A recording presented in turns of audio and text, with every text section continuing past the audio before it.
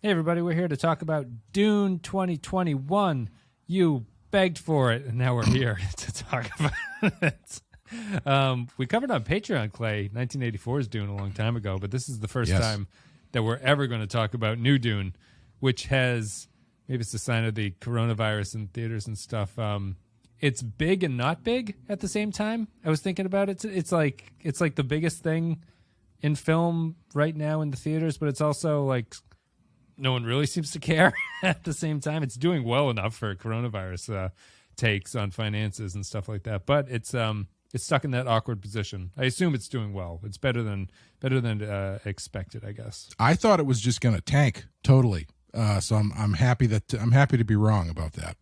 Yeah, I made it to like number 1 or something like that. But anyway, we're joined by Clay as always. Clay, how are you? I'm good, and we also have Dave with us. Hey, what's up? Thanks for having me.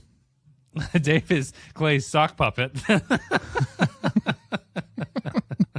And I did think before we start talking about Dune, since we do have the three of us here, can we just get this out of the way so people stop asking us about it? Wes, how did you feel about Solo?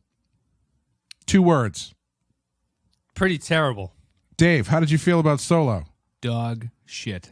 Clay, how did you? I didn't like it either. Okay, we've covered that. We can move on to Dune. We're still never going to get to whatever the third one's called, Rise of the Shadow Empire or whatever. Sure. The third prequel one is called. Yeah. But yes, we do have to yell. Getting the three of us together is so difficult, and Solo is so bad of a movie that we'll never finish the Star Wars. I've never. We've been doing this for a while, and I've never run into that where we hit one snag and all of us are just like, oh, fuck it, I'm not watching this movie again. I can understand. Kid stuff pops up, but it was the worst. It was the worst timing for kid situations to pop up of all time, and that took it out. So, and Dave's here. Dave, how are you? Welcome to talk about Dune, which you haven't talked about Dune with us before, but I know that you love Dune. Big fan of Dune. You too, right? You read the series? Exactly. Yeah. I use the books as doorstops. Every single door in my house is a Dune doorstop. Have you not read the books? No. I've never read the books. No. It's on my one thing about knowing about the books is that they're on student summer reading things, and I followed somebody on Twitter who was saying that they were reading the books because they noticed that it was on their daughter or son or daughter's summer reading list, and they're like, "Oh, I've never read this. I wonder what this is like." And they posted some prose from it, and it was awful. And he was posting it as kind of like, this is a book that people are like read and respect and stuff like that, because it was the Baron saying something, and it was like cartoon level shit. It was absurd that it was prose in a book that is summer reading for kids. But no, I've never read the book, but apparently that section is bad.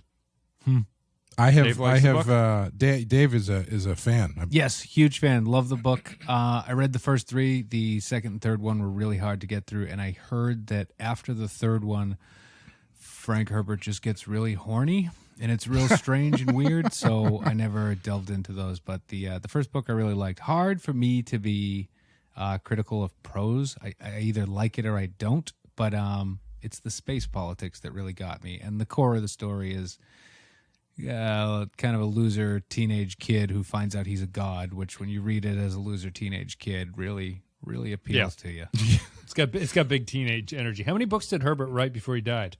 I want to say 7.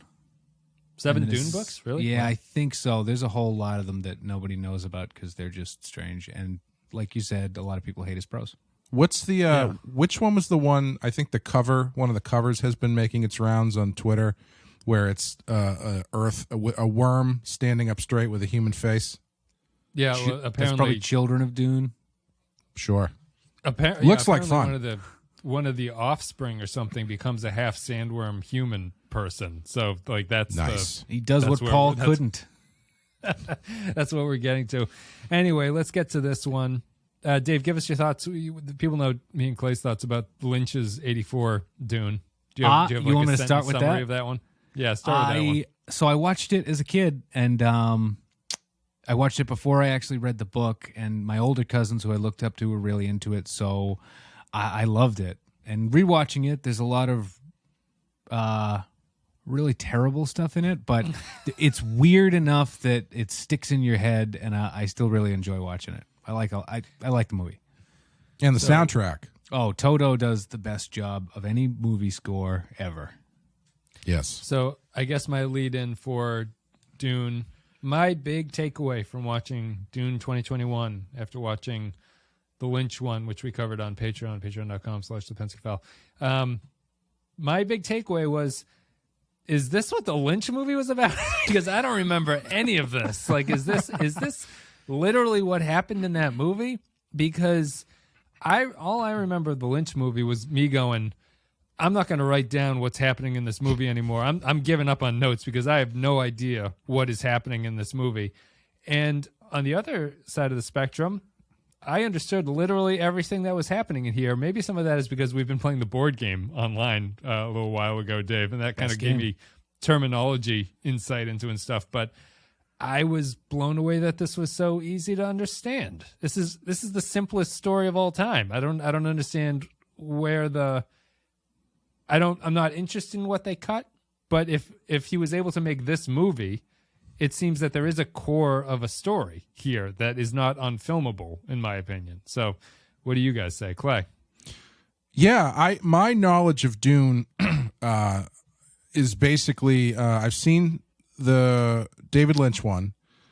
I've also listened to Tame a Land by Iron Maiden, which is about Dune. And I've also listened to Dave and our friends talk about it. So I have a base level. I actually, going into this, I knew more than I thought I did. I was like, oh, I know what that is. I know what that is. I know what that is. I don't know if people are going to get that if they know. I know what that is. And I did. So there was a lot of stuff in it that I did recognize. But yeah, it is a very,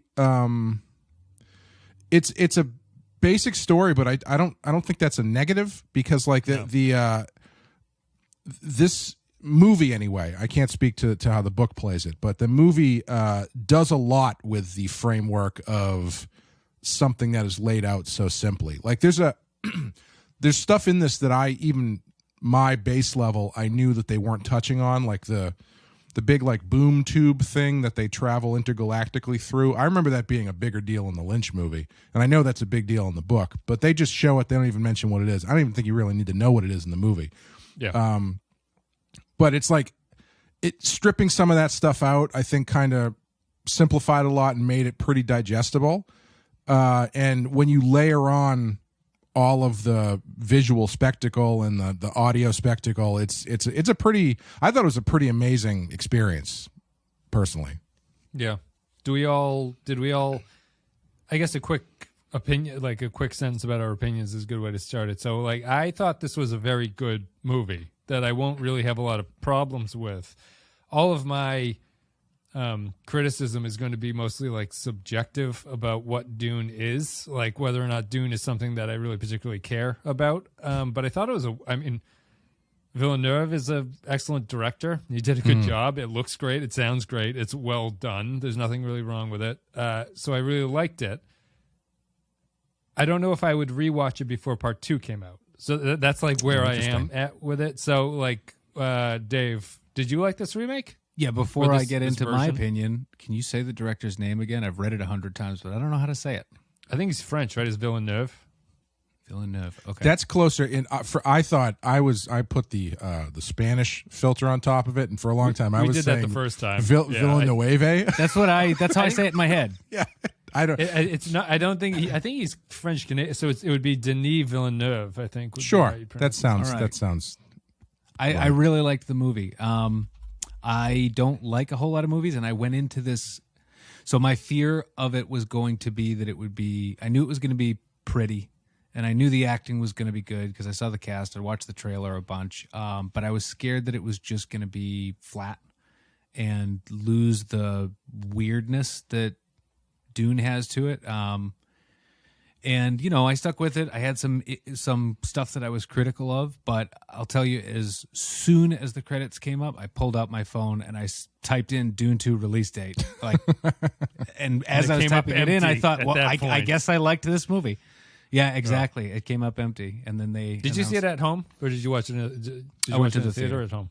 I went to theater. Just don't watch it on a plane, because That is the greatest movie experience. That's how I get all my movies. Yeah, usually that's like going through the crucible with movies for Dave. Is if he doesn't like a lot of movies, so if he thinks he likes a movie, he'll watch it again on a plane and then really know if he likes it. It's true. And generally the answer is no. The salt peanuts help everything go down. Clay, you liked it generally. I think you've said as much, but yeah, just to I did. I thought it was really great. My big negative was a purely technical thing because we went to see it in IMAX, or what they call IMAX, because the big real IMAX theater by us is still closed because of COVID. So we went to the AMC IMAX, and we were sitting close, but we weren't sitting like super. We were like the last row in the front section, which is close, but it's not. It's not. You're not craning your neck up to see the screen. And this projection was like, I don't know if you could call it out of focus, but everything was like slightly pixelated and had that sort of like red and green buzzing around a lot of it. Like it was like if you were sitting really close to a television. You know how it kind of breaks up and you can kind of see the red and the green? Yeah. That's what it was like. It wasn't unwatchable, but I was so excited to see this movie from a visual standpoint because I know this guy is that good and I love Blade Runner. I was legitimately angry sitting through the whole. It wasn't bad enough that it hurt my opinion of the movie because I thought the movie was great, but I am plan on going to see it again just because it felt like artistic blue balls to a certain extent because I wasn't getting all the way there with the visuals and stuff, and it was really bothering me. All right, so we all liked it. Where do we go from here? This is the hard part. If none of us have anything negative to say about the movie, I guess I'll just lead in with the thing about Dune that we started talking about on the Discord is that to me, Game of Thrones is the best version of these kind of epic fantasy storyline type situations. There's a lot that Dune has in common with Game of Thrones. It obviously came out much earlier and Game of Thrones was more influenced by it than it was the other way around. But what I think is fascinating about Game of Thrones is that it is both about something and about people at the same time. And I think that that's a really satisfying combination of something to have in a television show. In particular, probably the books too would be the same way. Dune is fascinating because Dune, to me, would attract people who are extremely into world building, which is why I think that like stripping away talking about the tube that they fly through is like fine with me. It's like I don't need to hear about this thing. It doesn't seem to have much of an impact on anything. But it seems like it's a world that lives really in the details of stuff. And I don't find my major problem with this is that I don't really find any of these characters particularly interesting. I don't think that Paul Atreides is a great lead in any sense. A lot of this is tempered by the fact of how old the story is, and it wasn't necessary to be novel at that time, like to be a novel concept. So I find them flat in the way that I find the Lord of the Rings writing to have flat characters, where there is a bigger focus on this is the sort of mythology of the world, and this is the ring, and this is the history, and I'm going to tell you about all the history of the world, and not even talk about the modern characters who are in it. And then when you meet the characters, the only character I remember from the movie is Gimli because he's kind of funny every once in a while, but everyone else is like extremely static and sort of like, yes, very serious about everything all the time. Dune struck me that way, and it's something that I don't prefer. Well, the one thing I'll say is that I was thinking about Lord of the Rings a lot while I was watching this, because especially towards the end, because as far as first movies in we're adapting a book, there's going to be multiple movies series go, you can't get much better than Fellowship of the Ring as far as I'm concerned. Like the ending of Fellowship of the Ring is like the perfect first movie ending. And I would push back that I think the characters in Fellowship of the Ring are really interesting. Like Boromir is one of the more interesting characters in any of these kind of big epic movies. But what I will agree with is I do think that the biggest negative for me, I think, was that they spend so much time with setting up all this stuff. You don't really get a lot of time for character work. Like I was watching back a little of it today, and I stopped it right around the part, right when the Sardaukar and the Harkonnens attack the Atreides, and that happens over an hour into the movie. And I remembered it happening earlier, and I was like, man, this happens over an hour into the movie, and up to that point, you don't get a ton of real time character time with Paul, or real character time with Leto, or real character time with how Paul relates to Duncan and Gurney. The one thing I did say somewhere else was, if I didn't know this was based on a longer story and I was just judging this one movie, I would say that Duncan and Gurney could probably be combined into the same character, because they kind of occupy the same space in this story. Obviously, I know other stuff happens with them later. But yeah, I felt like they give you so much world building stuff, but it does come at the expense of, I think, making the characters kind of really giving you something to sink into, with the exception of Jessica and Paul. I thought their relationship was really good. Dave? Oh, interesting. If you had combined Duncan and Gurney into one character, you wouldn't have had Josh Brolin and Jason Momoa in the movie, and they were. That's true. I mean, they lit up the screen. They were both awesome. They were. I really liked both. Even of them, Brolin? I thought Brolin was just there. Like, I thought Brolin was perfect. I loved him in that role, and when he goes in and fights Paul, just the start of it when Paul says, I'm perhaps a song instead or something, and he whips the knife at him and then just starts going at him. I thought he was great. I thought, because Duncan to me is the only character that sticks out in this movie, because I feel like Momoa was the only one who was allowed to play anything kind of fun. He was the only one that was allowed to. Either he can't play it the way that they were planning to play everybody else, or it's just because I don't even think Duncan is that. He's like, again, he's not that novel of a character. He's the sort of like rogue agent guy who's pretty cool. Like, all the guys want to be him, the chicks want to fuck him. He's that kind of a character in this story. And Momoa's performance is good as him, but it really stuck out to me just because everyone else is so reserved and regal in what they're doing. Like, the only other people who really stuck out to me are the Harkonnens are excellent, I think, because if I'm remembering, in the Lynch movie, they're like clowns. Like, there's nothing interesting about them at all. If he inflates himself with helium or something in that movie, he like flies around like that. This one, they're at least terrifying, and I think that's important to that group to be scary. And I don't know what Lynch was doing, but I don't think he got that aspect correct at all. I think it felt like they took a purposeful 180 away from the Lynch movie as far as the Harkonnens go, because if I remember correctly, all the Harkonnens in the Lynch movie have ridiculous hair, like giant. Isn't Sting a Harkonnen? Is Fade Rotha? Yeah. Yeah, I remember the hair is all over the place, and in this one, it's the Harkonnens are all pale and bald across the board.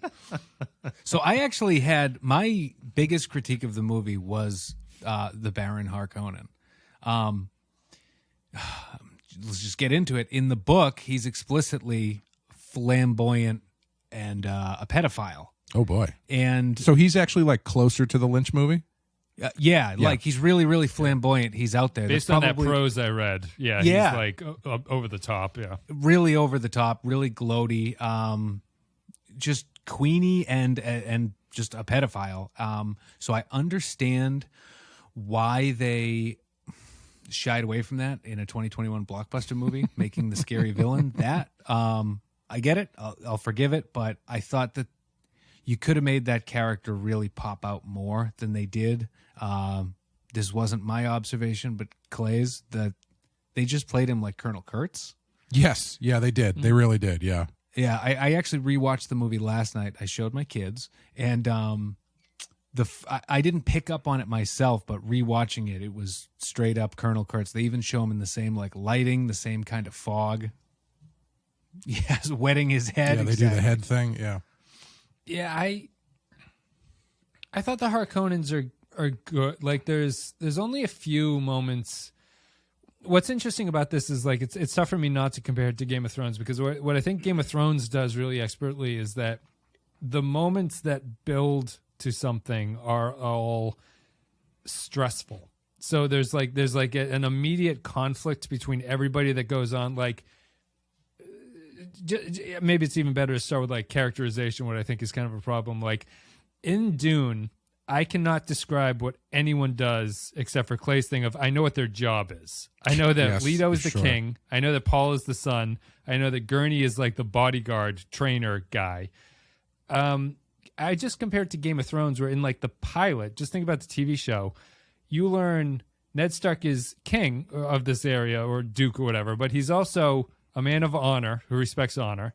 You learn about the Lannisters, who are the rivals to them, but they're also having incestuous sex with each other. And you learn about Dinklage.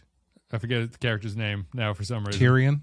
Tyrion. You learn about Tyrion, who is the like sort of forgotten son of the Lannisters, who also likes to drink and whore around, but he's also the smart, like, he's the craftiest one of all of them. Even in just the pilot, you can describe those guys, and Dune is not interested in that. It's really just the characters are their jobs, and that's what they are assigned to do, which is not necessarily a problem, but you end up in this spot where it's tough to break out of the trope of what I know is going to happen in this story, because there is no character story that will cause it to go a different direction. So you know how things are going to work out, which isn't bad. It's just not, looking back on a 1950s book, it's tough to be like, this is not revolutionary or like interesting enough. But that's kind of the walkway, is that, yeah, this is a pretty solid story that I've seen a lot before, and I understand it. And I think that that's why people like the world details, because there is no world like Dune, but there are many stories like Dune.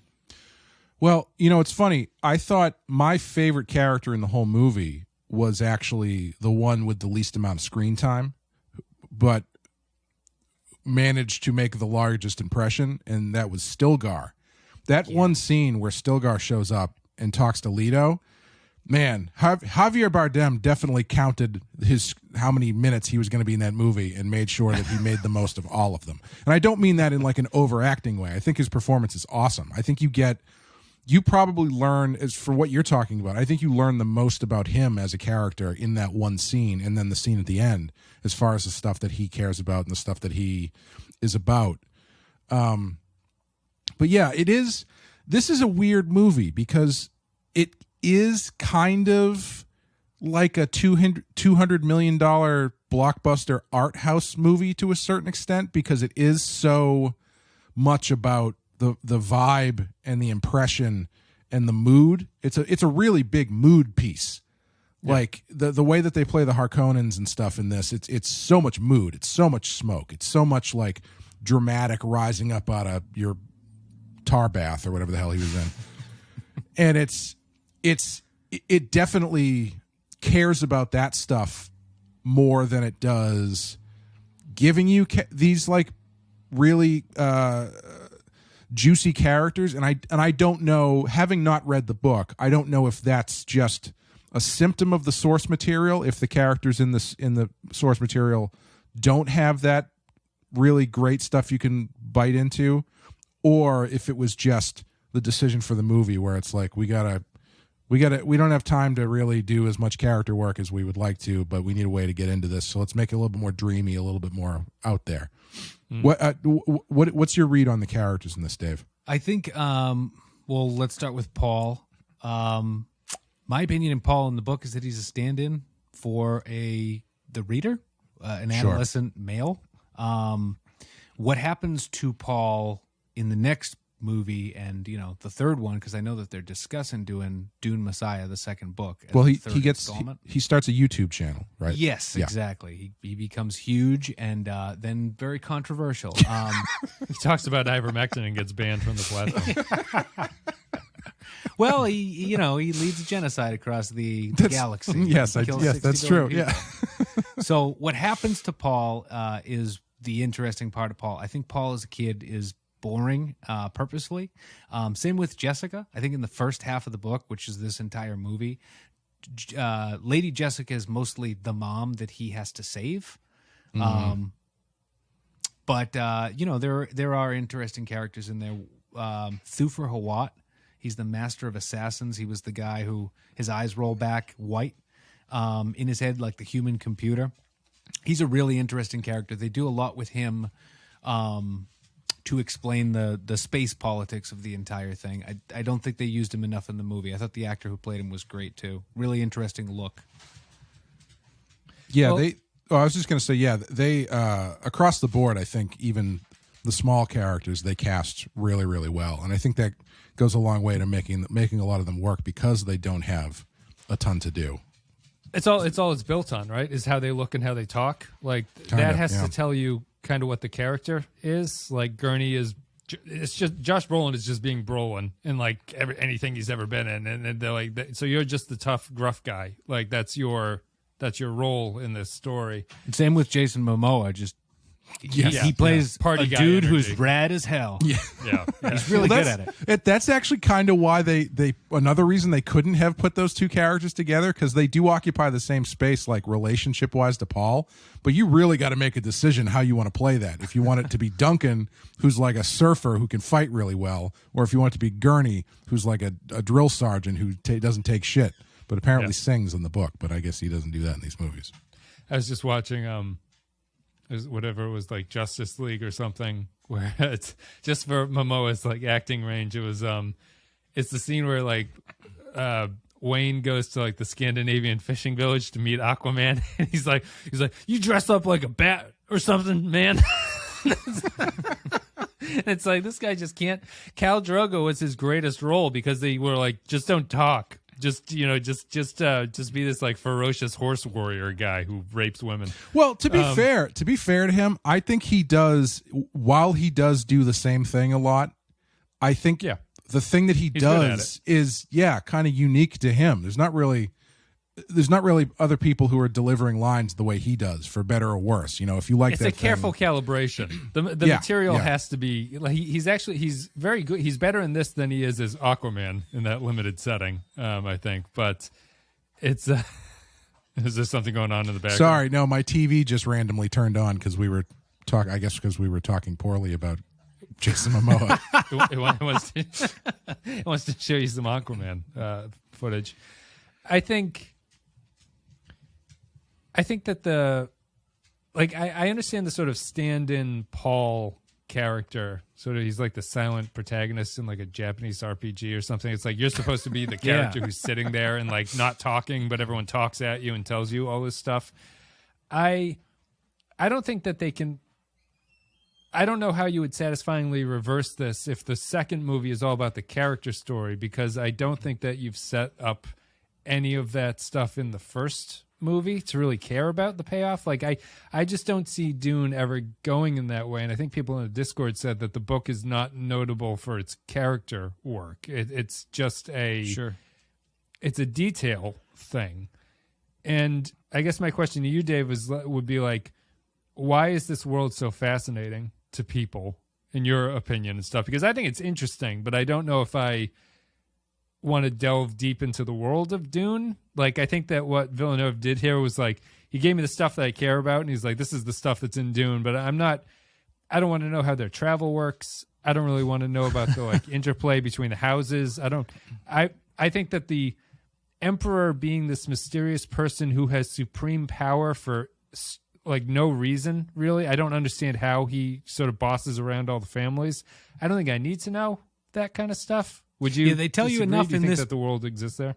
Well, I love it. I wanted to see more of it, but for instance, when we left the movie, I watched it with my wife, who I'm still married because I don't talk to her about Dune, and we don't discuss Dune or anything like that. But she this once take the moratorium off and just let me talk on the car ride home. But I explained to her that like one of the things that I I thought was lacking in the movie was there was no emperor and no spacing guild in it. And then I explained to her something that I thought was like pretty critical to the story that happens between the guild and the emperor and that Reverend Mother, Jessica's old teacher. And she sat and listened to me, and then she said, Dave, that sounds really boring. I'm glad they left that out. So I think they did enough. Like you were talking about the emperor character, and they have a line in there where the Baron just describes him as he's a jealous man and a dangerous man, and that's like enough. That's all you need, right? Yeah, like I'm on the fence about the Emperor stuff because like I almost feel like I remember, didn't they show the Emperor in the Lynch movie, right? He looks like a guy who does my taxes. It's like this normal guy just walks in. It's like, who the hell is, I expect Shao Kahn to come down or something amazing like that. Scene too, and he's got like 30 pugs all around him, and they like shuffle the dogs out of the room. He's just this decadent old guy. Amazing. Yeah, I'm on the fence about the Emperor stuff only because like, do you think it's really necessary for the story they're going to tell, or do you think, Dave, that those two lines are really enough, and they can just focus on the Harkonnens and Paul?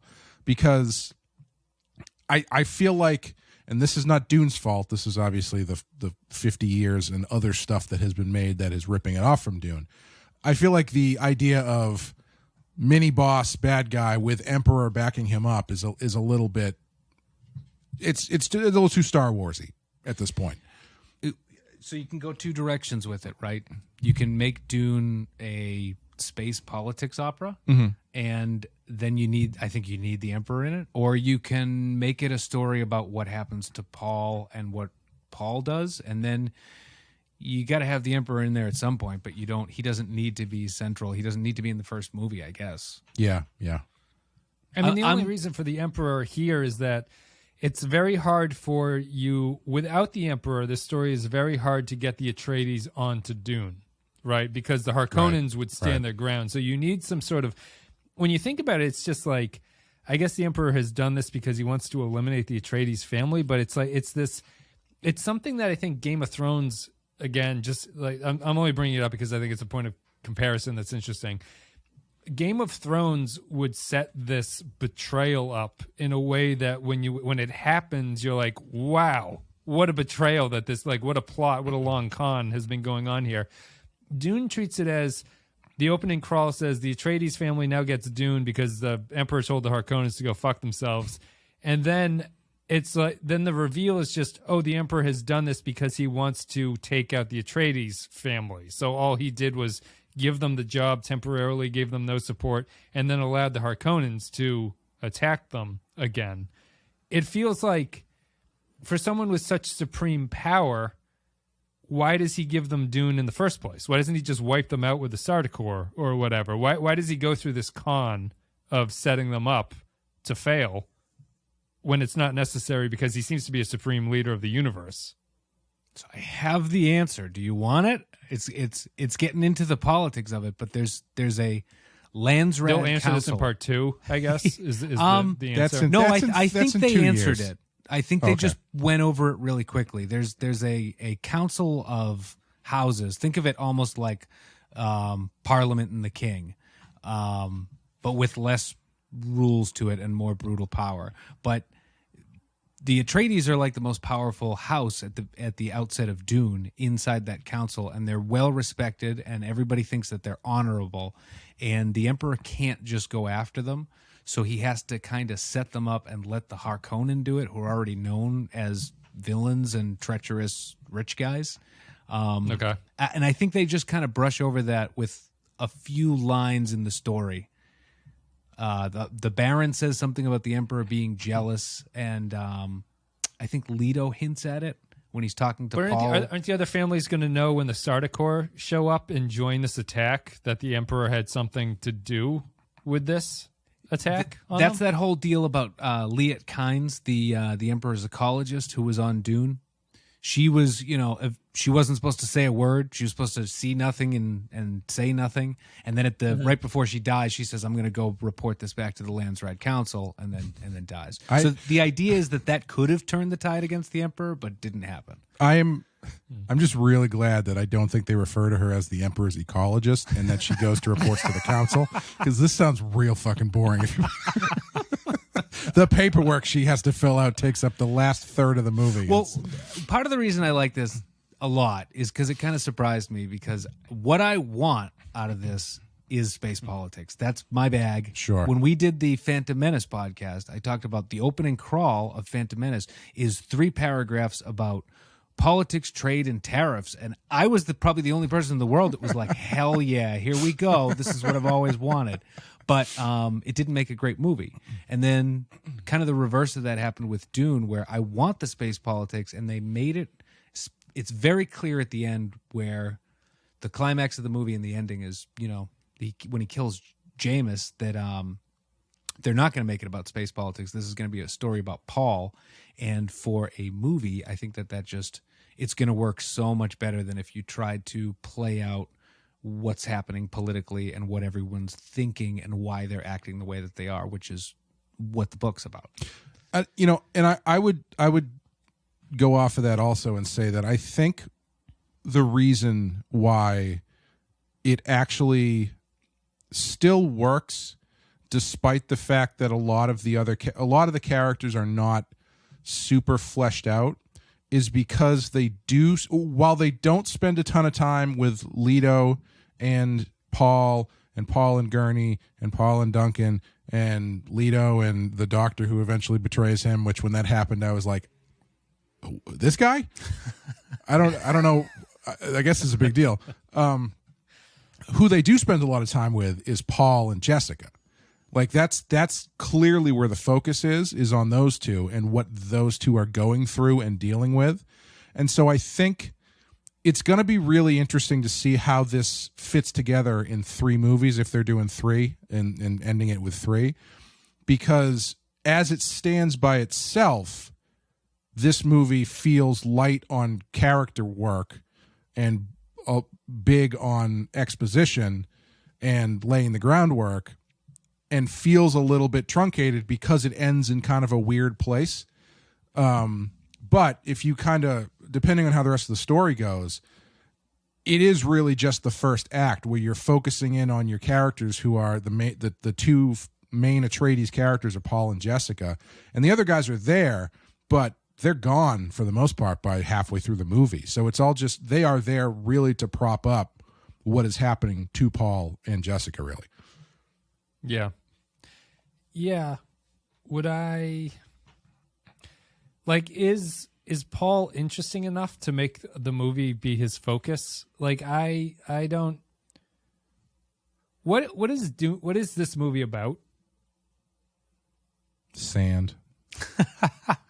Is there like a deeper thing going on in this movie that I'm giving it credit for?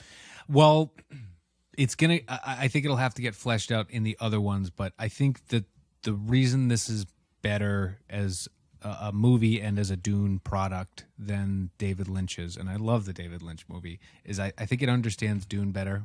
My take on Dune is that it's a story about, it's got the space politics and this incredible world and all these cool, nifty sci-fi ideas that Frank Herbert created, but the main focus is the fantasies of an adolescent boy coming true. And it's about, a kid realizing and actually becoming a god. But the fantasies of an adolescent boy are, by their nature, psychotic and genocidal. Like, you're a loser 15-year-old kid and you're dreaming about just stabbing 100 people because there's no guns and there's these crazy shields and you're riding these enormous beasts and you're getting the exotic woman and it's all that. They haven't even been introduced to Joker makeup. Yeah, but the interesting thing is once he gets that, what happens to that character and what he goes through then and how he deals with everything and how the universe reacts to him once he becomes essentially a god. It's very cool. All right, so if this is the case, if this is where Paul goes, why is it not necessary to show this as part of his character in this movie? Because I don't think that I don't get the sense that Paul is a weakling in search of a greater power and on some kind of power trip. Though, like, if what you're saying is true, I get a good sense of like Star Wars developing Anakin vibe, where it's like you're not setting this character up properly. If this is supposed to be about his fall, this is not the way that I want to see the character portrayed early on. I would say that if that's the way that Dune is supposed to go,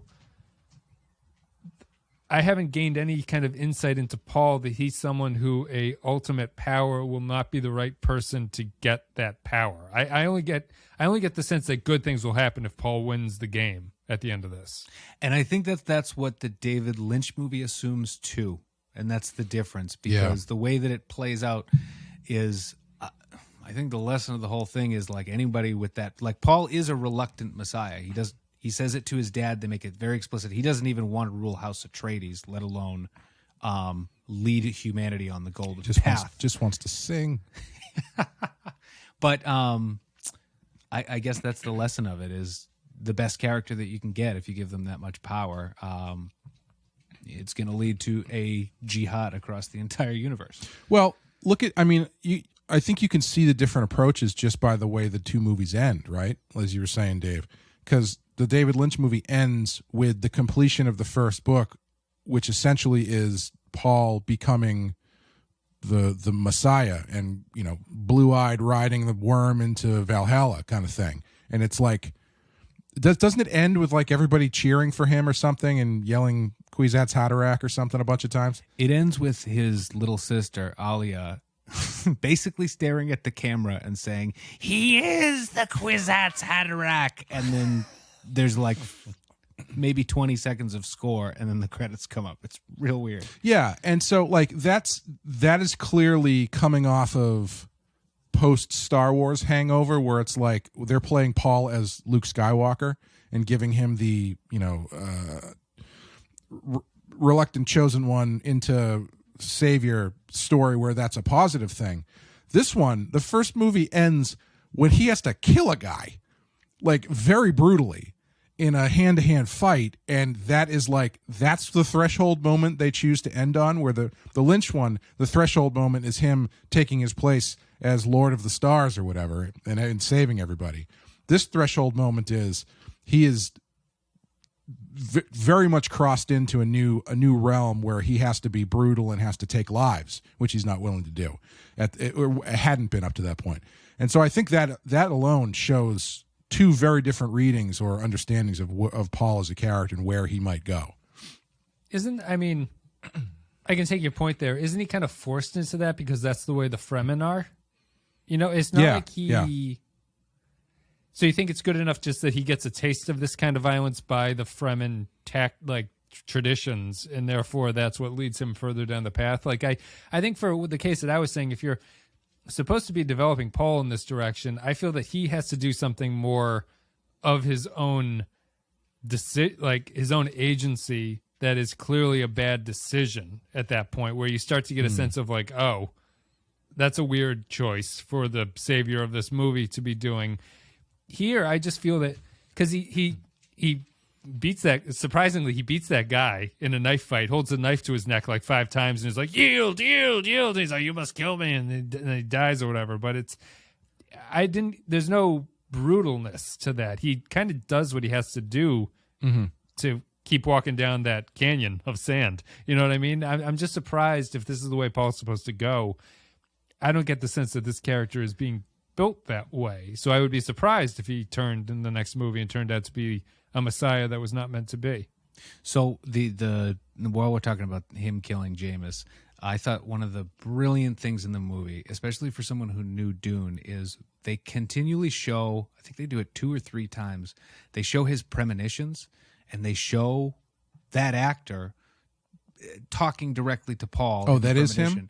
That's Jameis. Okay, I thought it was, but I wasn't sure. So he's getting these premonitions of somebody teaching him how to become a Fremen and how to become a man. And there's another character, a Fremen. We know it's not Stilgar because they introduced him, but there's another main Fremen character called Othium that's going to be in it later. And the whole time I thought that character was Othium. I thought those premonitions were him. And then when it turned out that those were Jameis teaching Paul how to become a Fremen, and then those conversations never happen. It's all implied by the act of Paul killing him. I thought that was really, really cool. Really smart. Yeah, I like the way, I didn't pick up on it as much the first time, but when I was watching it back, I did like the way that they played his dreams, where he's like, yeah, I see what's going to happen, but I don't exactly know why or how it's going to happen. Like, I see this guy teaching me something, but I don't exactly know the methods by which he's going to do that. I have this dream about someone handing me a knife, but I don't know. So, and then I think at another point, doesn't he have a vision of that fight where he actually dies?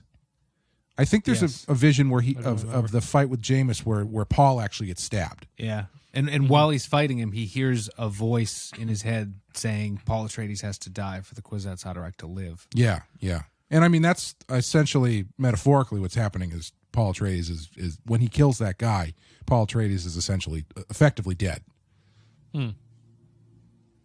Yeah. I don't know. I guess am I alone then in thinking that Paul is underdeveloped in this movie? I don't think so. Or am I just supposed to base this on like classical literature tropes almost? Like, am I just supposed to, you know what I mean? Yeah. I don't think you're alone, because I do think that he seems like a good guy to me. That's yeah.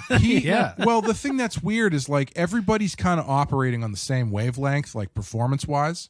Like, I don't think, except for Jason Momoa, but like everybody else kind of has the same sort of, you know, kind of regal. Regal kind of gazing off into the distance, dour vibe to their performance. And so he doesn't. I had never seen him in a movie, Timothée Chalamet. I know people seem to really like him. He's a hot thing. Yeah, I kind of get it after this, because I thought he was very engaging while not really having a ton of stuff to do as far as like character stuff. It's a lot of hanging his hair in front of his face and kind of like giving wistful looks, and he's really good at it. Like, yeah, I was like, all right, yeah, I get it. I'm Paul. Yeah, he seems like a cool dude. But yeah, I do think maybe they could have done some more with him before that. But I mean, I guess it is really tough, because he does eventually, once they get to Dune, he does a lot of action. Like, he's involved in a lot of stuff. He does a lot of things. So, I mean, you could argue that they could develop his character through his actual actions in the movie, but I don't know. I guess I'm surprised by him, because he doesn't come across as the way that I think that traditionally this character would be, which is that he's extremely uncomfortable once he's first on Dune. You know, like there's a kind of, he's heir to this family and it's their job to go there, but they don't really want to be on Dune. Like I was actually a little bit surprised by how they don't really play it as if it's this swelteringly hot place. Like, people are kind of outside walking around, and they're just like, yeah, it's very hot out here. I mean, the Atreides family show up to the Dune planet in head-to-toe black armor. Which, I will say, Oscar Isaac's armor would have been a better Apocalypse costume than the Apocalypse costume he got in the X-Men movie. So the way I'd expect it is that my understanding of where this story would be is that Paul is the son of this family that takes this thing. He does not want to be there. He's uncomfortable on the planet. Through his interaction with this primitive culture, like this is what they'll, like all the critics on NPR will call like the white savior narrative, is that this white guy shows up and he teaches the desert people something and they teach him something in trade-off and stuff like that. And then he goes on to save the world. That was more the vibe I was getting, except it wasn't portrayed extremely well because, again, the movie doesn't focus on the character, so Paul is not allowed to have a moment where he's uncomfortable on Arrakis. Like he's like, I don't want to be here. Fuck this place. It's too hot. And so that's where I'm left with Paul, is that I don't know where he would go here, except it seems like it's a generic meet the primitive people, become the savior, they will teach you about what's important about life, and then that will go on. Is that not the way that this story goes? It's completely off the rails from that? Sort of. I mean, it inverts that. I think on purpose. It turns the savior into something different, right? He gets to the point where he can see the past and the future at the same time, and where he takes that by the second book, Frank Herbert uses jihad in 1965 when he wrote it, and he leads a jihad across the entire galaxy and conquers everybody. You know, and he gets those premonitions in this movie, and I think Chalamet plays it really well as somebody who it scares the shit out of him when he's in the tent, like tripping out on spice and complaining to his mother that he's seeing these visions of everybody cheering his name and, you know, armies leading the Atreides banner and blood everywhere. And he sees the piles of corpses burning. That was pretty brutal too. And I think it really scares the hell out of him. And eventually that's the path he takes. Interesting. Yeah. I feel to make that work, it's not what this movie is doing, but like, it's tough for me to convey that when you don't have a Game of Thrones level understanding of what's going on with the characters here. So like, if the point is just that power corrupts people, it's fairly, again, it's a 1950s thing, but if it's just that like ultimate power corrupts ultimately or whatever, if that's the takeaway from the movie, it's probably going to be underwhelming to me, really. Like I don't know how to describe that. Like I don't know where they would go to rescue it, because I think that Daenerys or something is a better flawed example of that working over the long term and sort of building towards that idea, which is that, you know, the more power someone gets, the more dangerous and out of control they become. But I see that arc in that character, and I wouldn't care if this Paul does that kind of thing. You know, that's what's surprising to me. I expected more of what you were saying, Dave, which is that this is a movie about space politics, and the family's interactions and the family wars are what is actually the core of the story. And it's fascinating to me that doesn't seem like that's where it's going to go. I have a theory that the next one is going to be more politics, because they do play, well, first of all, given the way people reacted to fan favorite Daenerys Targaryen getting absolute power, I can't wait to see how they react to internet darling Timothy Chalamet committing genocide. I'm here for that. But the way that they laid this movie out and how simple it actually is, where they do kind of strip everything away until it becomes the Harkonnens used to be on Dune. Now the Atreides are there. The Harkonnen are going to come and they're going to kill all the Atreides people. Because the Emperor, they give you a little bit of politics, but it's a pretty, like we were saying, it's a pretty simple story about two warring families, and one of them gets wiped out, and the son goes off into the wilderness. I feel like giving you that foundation of the world and the world building that they do in this movie will allow them to get into some more political specifics in the next one and have people not be completely, you know, in unable to follow it, because I think you will have at that point understanding of some of the different houses. You get an idea of who wants what, and so you can dial in that stuff a little bit more specifically, I think. But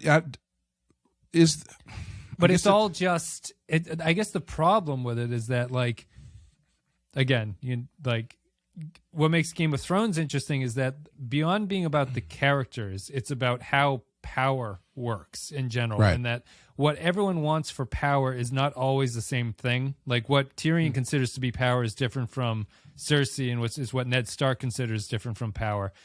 The only source of power in this universe is the spice. That's what everyone wants, and so there's no complexity to that. It's just about controlling this planet.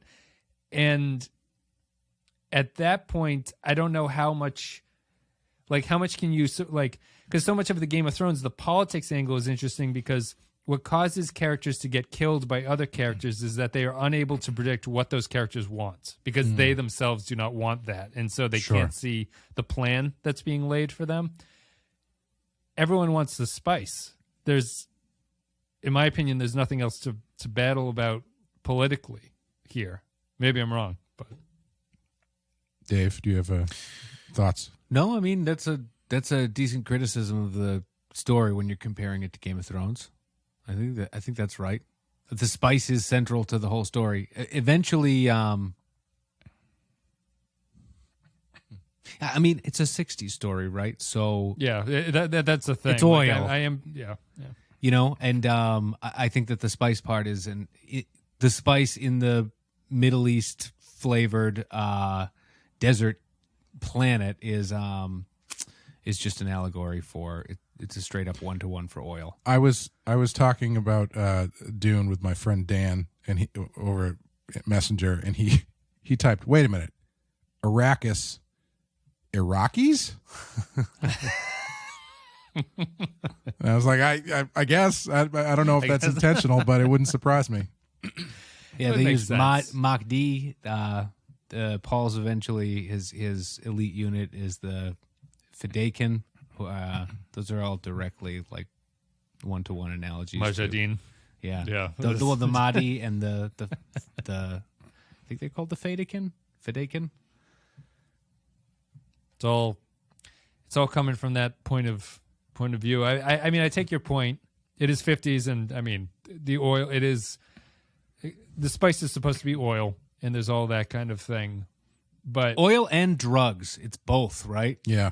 Yeah. Well, how did people feel about the portrayal of spice in this? My favorite thing about the spice was how they portrayed it just appears on the planet, which I thought was, I just thought it was kind of neat that it's just mixed into the sand and they have to drive around in cars and sort of scoop it up. Yeah. I was, because I don't know if the Lynch movie did it differently where they were actively mining it or something, but I was not ready for it just to be a part of the sand that you had to separate out. I thought that was kind of neat. I thought that the spice was cool. I loved the effects when they showed it in the air. If I got a criticism here, it's this. I wanted the spice to be weirder. So the human computers, the Baron has one. It's his like henchman guy, not the Beast Raban, not Batista. The other guy that hangs out with the Baron, and then the guy. It's the guys with the thing on their lip, right? Yeah. So that was my criticism there, and I know this is a nerdy little nitpicky thing, but their lips are supposed to be stained because they're drinking juice that's made with the spice that allows their minds to act like a computer, and it makes them freakier than just showing them as if they have a tattoo.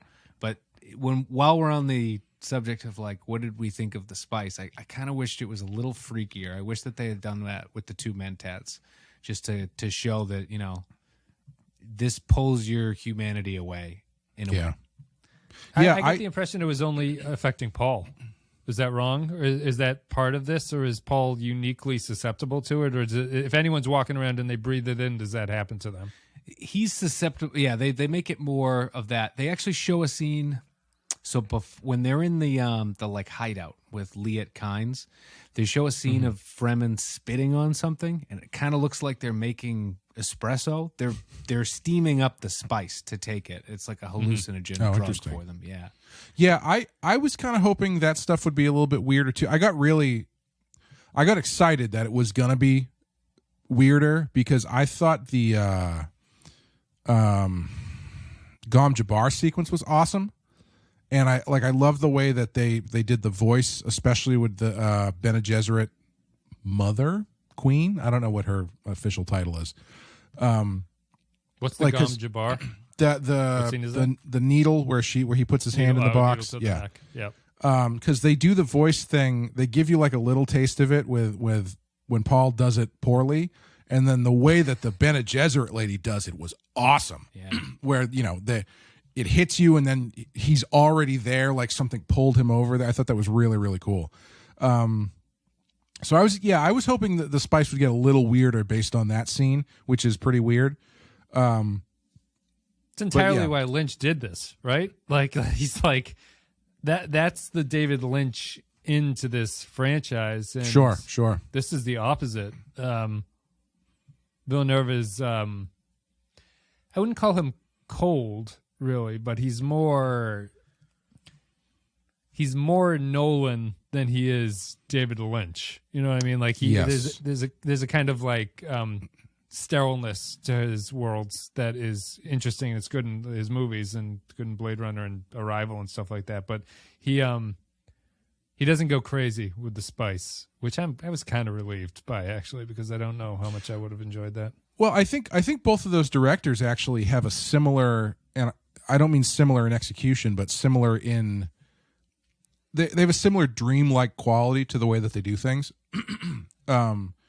This movie has a really dreamlike quality based on the way, like the performances and the visuals and everything are kind of makes you feel a little bit removed from stuff, so you're not just in there with it the whole time. Blade Runner's the same way, where Blade Runner is a little bit removed and a little bit dreamlike. David Lynch does that stuff on the complete opposite end of the spectrum, where he's going for the weirdness of dreams. And if there's one thing David Lynch loves, it's performances with a capital P. Especially from secondary characters. He's gonna just let you do whatever the fuck you want to do.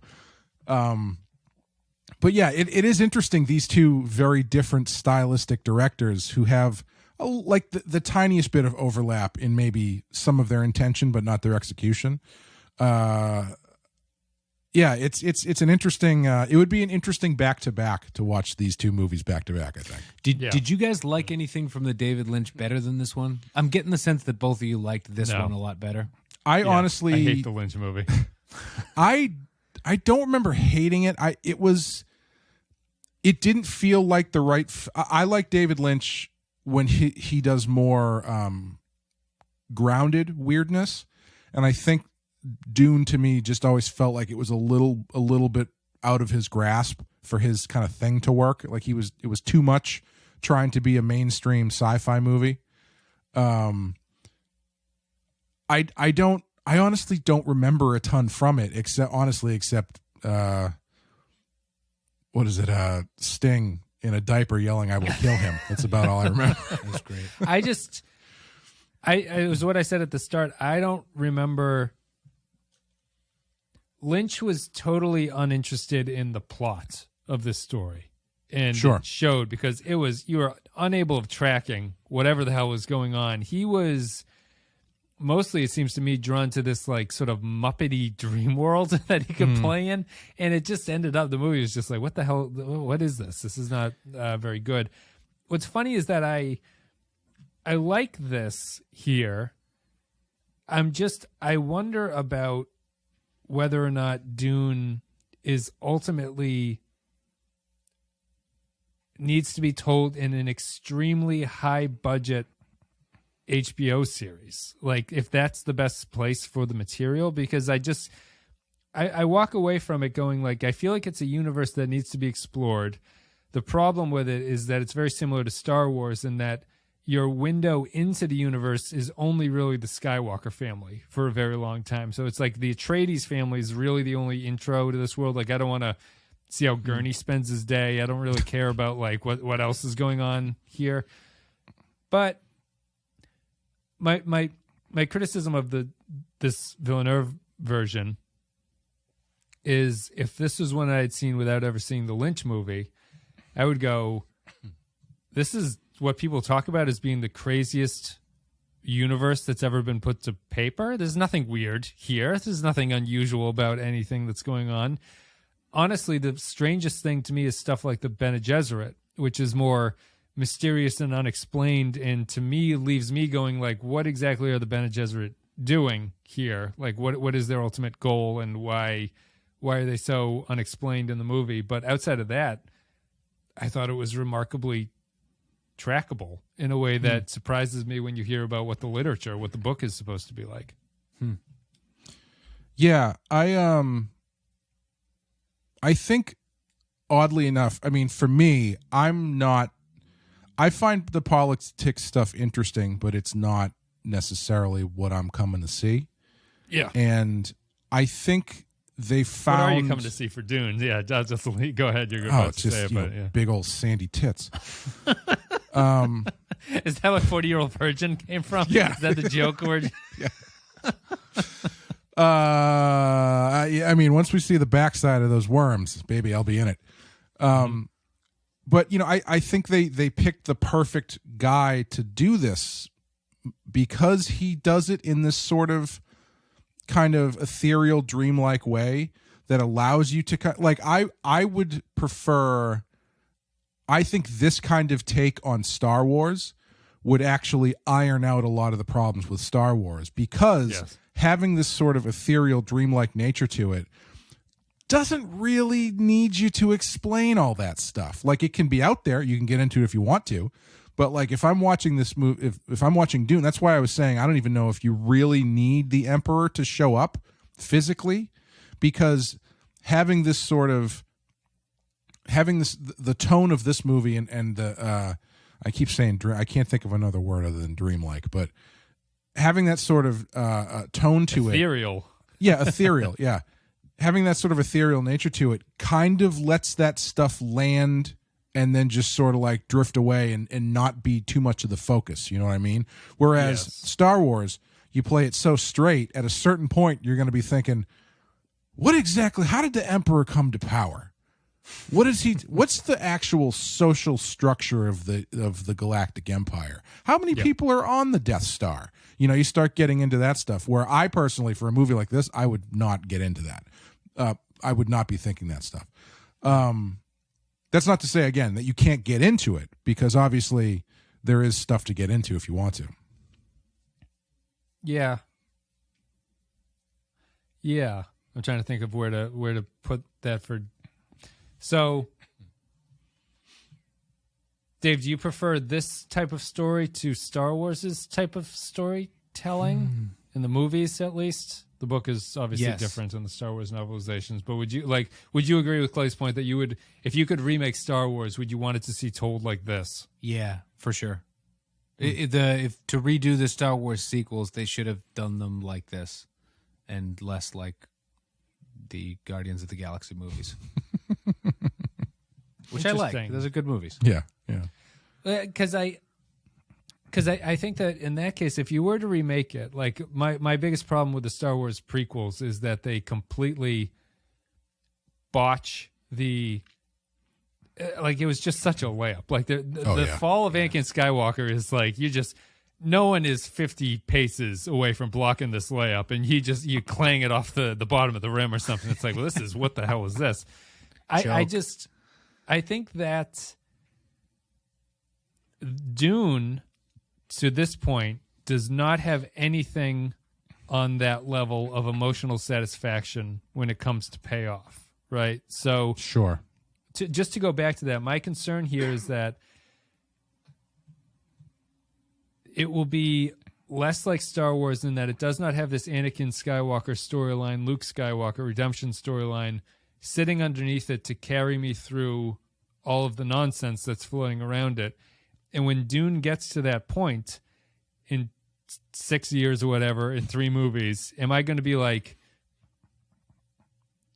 well, I remember the way that looked and sounded.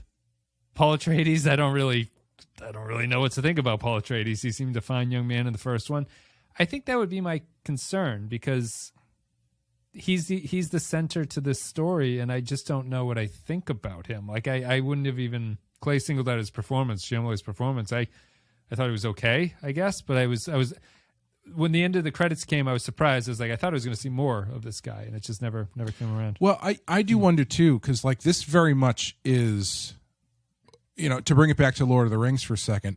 Lord of the Rings, they managed to get through, as far as I know, they managed to get through the first book in the first movie, so you have kind of completed journey.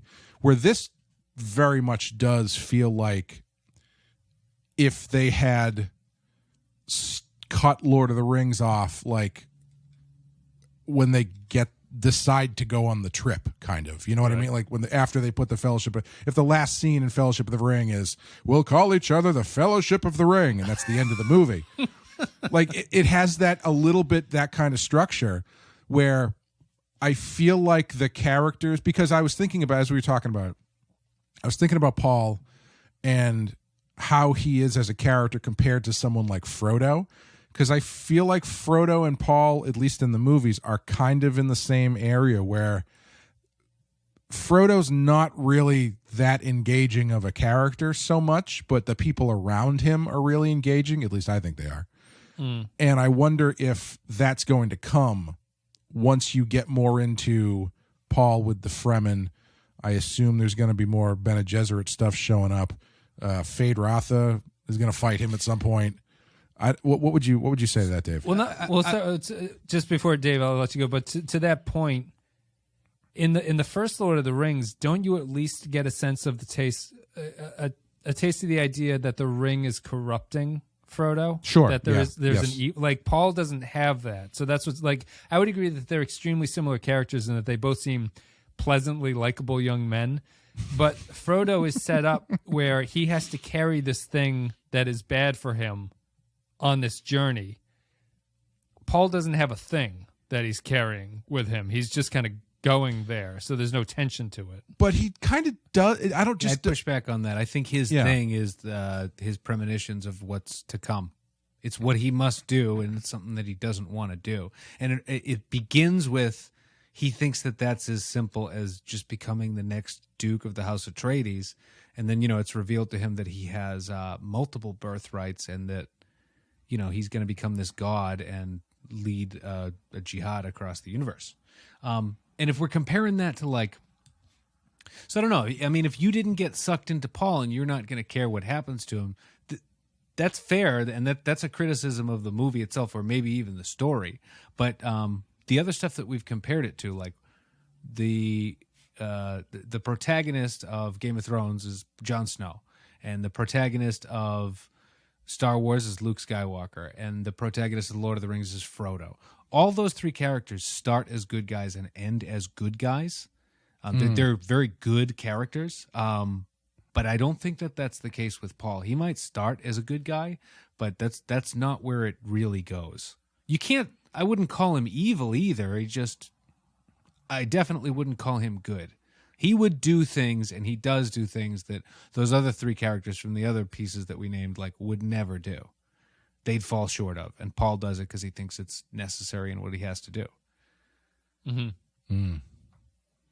Yeah, I guess I'll have to see where it goes. I wonder about the arc there for myself, and just in terms of what that said. Like who becomes the hero of this story? Is it a character we've met so far? No, I don't think there's a hero to Dune. Like, you can call Paul a hero of the first book of Dune, but once you start getting into the sequels, which from what I've been reading, it's seeming like they're gonna end this with the first sequel. Paul's not really a hero by the second book. I mean, he's definitely not a hero. He's an anti-hero. Is it just about nihilism? Is it just a nihilistic outlook? Because Game of Thrones had nihilistic characters, right? But I don't want a universe steeped in nihilism. Well, I think you can. I mean, correct me if this is not what happens, Dave. But I feel like you can have a character like Paul who is in a position who thinks he's doing the right thing, but what he's ultimately. So it's not necessarily that just power corrupts, absolutely, but he makes the wrong decisions, believing they're the right decisions, not doing it for any necessarily evil or malicious dark side reasons. But right. He he invades the wrong country under the wrong pretenses. He thinks he's doing the right thing, but he said there was yellow cake uranium. Exactly. How was he supposed to know? He didn't have the full intelligence. Exactly. We all make mistakes.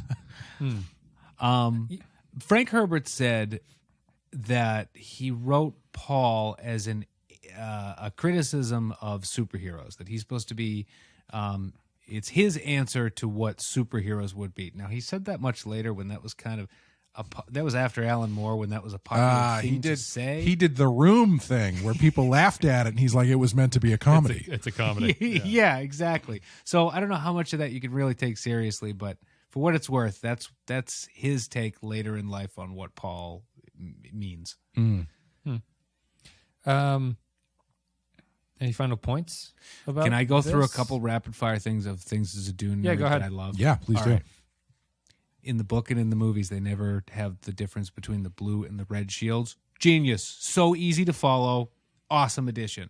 The sci-fi original and the 1984 movie never show the shifting sands, and I don't remember that from the book. I don't remember them ever describing, like, as the sandworm is coming, it vibrates so much that people sink into the sand, but that was a kick-ass effect. I loved it. Yeah, that was really cool. That was really, really great.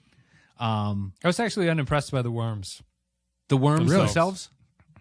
Yep. What about Didn't them? like What the way did they you like? eat you. I didn't like when there's that sequence from the trailer where Paul's running and the thing is like a jet ski and sand behind him. The worm is just like coming at him. I didn't like the way that looked, and I don't like the way that you don't really see. I just didn't like the way that they eat like antlion, that it just kind of like the sand just kind of turns into a whirlpool and you fall down it. I don't know. I like that a lot. I really like the way that it's not like Beetlejuice necessarily. Well, I guess that one scene where it kind of looks at him, it is, but it's not like Beetlejuice where it pops up out of the thing and just kind of comes down on the top. But it was just like the ground just turns into teeth, essentially. Like the sand just falls away into the mouth. I thought that was really cool. I like that a lot. I did like the sand thing of being like the shifty sand. You can't really stand up in it. It traps you. I that way, did. I did also like that the worms work on the same rules as tremors. Yep. Which is you get onto some rocks and you're good to go. Yep, they can't get you. Yep. All you need some big poles to go rock the rock. If you're really hot, they'll eat your pants off so that you're just in your pants. Yeah. I don't think there's a director alive who would have been able to make the sequence where he walks in the Fremen way without making me laugh. So I appreciate that. That's a difficult thing to do. Pops and locks his way away from the worms. I like the put your hand in the box scene better in the 1984 movie. Oh, really? Yeah, Interesting. I'll have to go back and watch that again. I thought that scene was better done in the original than this one. What are the little things? They show the Sardaukar planet. That was terrifying. I like that. Yeah, that was really, really cool. Yeah, what's the thing that the DJ guy is singing? Like that weird kind. What's going on there? I have no idea. Oh, okay. All right. I thought it was just a militaristic like preaching sermon thing. Yeah, that was really, really. And what are they draining the blood out of people and then they're rubbing it on their heads? Yeah, I think that's what's going on. Yeah, I don't know a whole lot. I know that they're like poison itself has, or I mean, their planet itself has poison air, and they train on it, and they're like the most badass. That's another thing about Dune is it sets up the most badass fighter and then beats the most badass fighter with the next most badass fighter. It does that like 6 times through the book. Like this army is the best in the Atreides, and then the Sardaukar, and then the Fremen, and it just keeps going like that. But Sardaukar is at one point one of the most badass. I am really happy that everybody uses swords. Yes. Because it's so much more. Because I was watching, it's like, why do they use it? I mean, they've got guns. They're blowing ships up with rockets. And then I remembered, the shield thing, it's probably just easier to get through. Everybody's got the shield. If you shoot it, it bounces off. But if you like very slowly stab somebody, it goes right through. I'm not crazy about the shield tech stuff. It's I liked it. I thought it's it was an cool. excuse to have swords in a sci-fi movie. That's what it comes across as to me, is like, this is, unless you need to be shot and then all the thing has to do is drill really fast and you will get shot as well. Like it's drill really slow. Yes, drill really slow. Yeah, excuse me. It never struck me as, I know you said you like the color thing. I like the color thing too, just for the sense of I know when the person is going to die, but it seems to be a strange addition to the actual tech itself. A little too late. too little too late, I think, in terms of designing that into your shield technology. It really, like, if you're getting slowly stabbed in the back and you turn red and you're like, who is this for? I guess to alert my friends that I'm dying, I guess. Easy to follow that.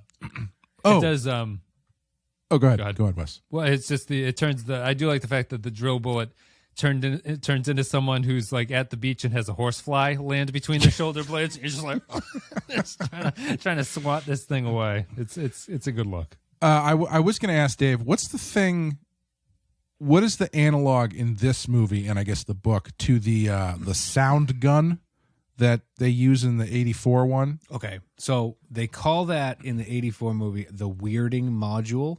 Okay. And they explain away the weirding way, which is a Bene Jesuit form of fighting.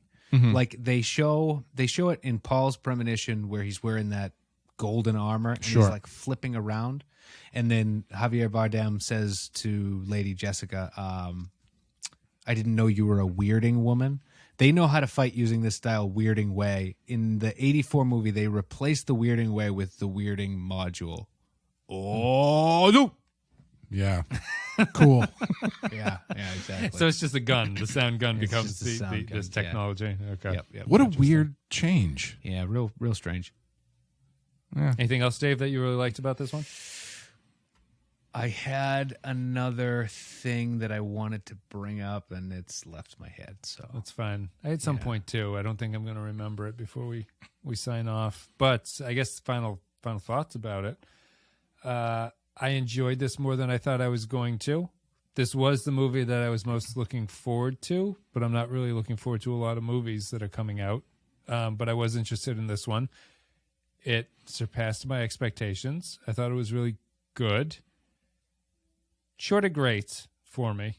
I think it looks beautiful. I think the sound design is really good. Something just, I didn't connect with it on some level beyond, this is interesting what he's done here. And the only other thing is, like, I get my final sentence about it would be, as Paul and his mother were starting to walk through the desert, was when I started looking at my watch. I was like, how much longer is it? Like, what's going on? How is this movie going to end? However, when the movie ended, I was sad. I was like, oh, not now. Like, they just started walking down the sand. I want to see more stuff. So I went through this weird pacing thing where I was kind of getting bored by it, but then right as the end of the movie came, I had perked back up, and I was like, oh, now I have to wait for the next one to come out. So overall, pretty positive. I enjoyed it. I appreciate that the monster that they have to run through at about the halfway point is actually an integral part of the story and not just something that comes out of the woodwork like they do in movies all the time now. Like when they drop Kirk onto the ice planet that just happens to have a giant monster he has to run from. If they had spent the first hour talking about how there was a whole religion based around that giant monster, maybe I would like that more. But yeah. That reminds me actually of my final point then before you is just that the strangest moment that took me by surprise was when they're in the little, what are they, ornithopters, whatever those things are called. Oh, The first time they see the worm scene where there's like the broken down harvester and they're like, we got to get these men out of here. Dune uses surprisingly realistic sounding aerial radio to radio communication. Yeah. Like, we got a bogey coming in hot on the 10 o'clock. It's like, wow, this is the guy's name is like Duke Atreides of the House. He's like, bring me my ale. And he's like, we got a bogey coming in hot. We're going to take her down to the Niner. It's one of those, like, the tradition that Game of Thrones lived up to, where you have people named Daenerys Targaryen and Cersei Lannister and Robb Stark. Yeah, Robb Stark. In this one, you've got Leto Atreides and the Bene Jesuit and Duncan, Idaho. Yeah, Duncan. I don't think they say his last name in this, do they? Because it would have been laughable. They do. Duncan, they do say it a couple they do? times, and every time they say it, I'm like, that's such a weird name. Like, what is the status of Idaho in the Dune, like the state? In the world, right. In the Dune world, is it? I don't know. It's a good question. Now Dune it's is supposed to take desirable. place in our universe. Is it really? Yeah, Dune is our world. 8,000 years in the future. Oh, okay. Yeah. Well, Yeah. I guess Idaho has a grand future ahead of it, I guess. Yeah. No, overall, it was actually, weirdly enough, it was pretty much exactly the movie I expected it to be. Sure. Given the director and given the trailer, I was like, okay, yeah, I think I know what this is going to be, and story aside, and it was pretty much exactly what I thought it was going to be, and I mean that in the best way, where I knew it was going to look amazing, I knew it was going to have a bit of it, kind of like a dreamy, ethereal quality to it, and every actor in it. The one thing that I was worried about more than anything was I thought it was too well cast. Like there were too many names in this. I feel like a lot of times when they have these big blockbusters, this one is a lot more considered, I think, than some of them have been. But when you've got these blockbusters that have like a whole cast full of recognizable people, sometimes they overcorrect for the material and it just doesn't work. And it just, or the people that they get are not, how do I put this? They are not the kind of actors that the material needs. And amazingly, everybody in this movie was exactly the kind of actor that the material needed. And I think it came off really well. Dave, the point about the actors, I think the sequels are going to be really expensive. Yeah. But I really liked it. Like I said, kind of at the top of this, I was scared that it was going to be lifeless, and it wasn't. And I have not been able to stop talking about this movie. And that hasn't. I think the last movie that I watched and like needed to just keep talking about for a week was I don't think it's happened since Hereditary. So this is a good 3.5 years since I've seen a movie that like blew me away and that I needed to talk to my friends about. So I really liked it. So this is the complete polar opposite of your experience watching Solo then. Yes, exactly. Where you watched it and then actively avoided talking about it. Solo will do that. Do you have a dream cast for Fade Ratha? That's a good question. It's really hard. So he's another one in the book. He is flamboyant. Him and his uncle him and the Baron have a like pseudo-sexual relationship. They don't explicitly have sex, but like he undresses in front of him and the Baron admires his body. It's real weird. So I don't know if they're going to do that stuff, but yeah, I don't know. I'd have to think about like a dream cast for Fade, but he's got to be someone who's really, really good. Yeah, you're going to need a good actor. Is he? And we don't have to talk a ton about this, but is he not in the book really that much? Because I remember him being a fairly prominent in the '84 movie, but I don't think he's in it at all to this point. I don't think you see him as a child, like when Paul's a child. Oh, I see. They introduce him later. Because also it's Rabin's not really in the book that much either, right? Dave Bautista's character. I don't think that he's got like dialogue that much in the book, but he's a big part of it. For those who haven't read the book, I won't spoil what happens and why Raban has that role that he has, but it's very cool. I like the for a movie that didn't have tremendous there were moments I thought were really effective. I thought that was it Leto, the father of Paul, his sort of biting the tooth scene was effective. I thought that was pretty good. The other scene that I kind of really liked and caught me off guard was Batista screaming at the Duke, like, "Why have you let this happen?" or something. The moments like that stuck out to me, and otherwise kind of like a flat, like it sounds worse than it is, like a flatter movie. The scenes like that kind of stuck out and were interesting to me. They changed Kynes in the book. Kynes is a man, and they changed the death scene for Kynes. That's the ecologist, right? You're talking about? That's the imperial ecologist. But the her death scene when she pounds the sand and then gets eaten by the worm, totally different than what happens in the book. And it could have been a little corny, but I don't think it was. I really liked that. And the other thing that I love that we didn't mention is bagpipes. The Atreides bagpipes, when they first come off and then they use it again when Josh Brolin charges into battle, that got me so pumped up. That was great. Is there a worse instrument to have on a dusty, windy planet than bagpipes? Because that guy's got to be sucking in just dirt every time he squeezes, like just blowing dirt. Yep. No, maybe we'll put a little bit of bagpipe music to play us off here. But I guess we're done. Done with Dune. Thanks for having me. That was fun. Sure. Yeah. Thanks for coming on to give us your knowledge about what happens in the future. I get to talk about a movie I liked. That was fun. That's a plus. Yeah, I don't know if we haven't done that since Return of the Jedi like 5 years ago. Or maybe Rogue One. On the Hereditary podcast. Yeah. On that one. Cool. We're done. Thank you very much, guys, for listening to the stuff today. Let us know what you thought about Dune down in the comments. Otherwise, we're done. Thank you very much. Patreon.com/thepensky File. You want to support the show there? Patreon.com/thepensky File. See ya later.